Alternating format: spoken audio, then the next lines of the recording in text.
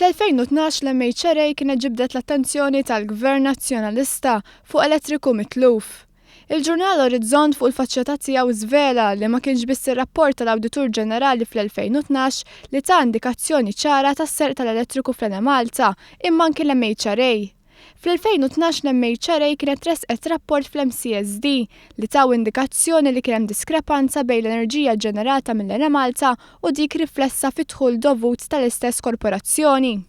Dak iż-żmien l-MHRA kienet qalet li l-Gvern Nazzjonalista bil-Ministru responsabbli mill-Enemalta dak iż-żmien ikun Tonio Fenech li din id-diskrepanza kienet riżultat ta' diversi fatturi fosthom ta' serq.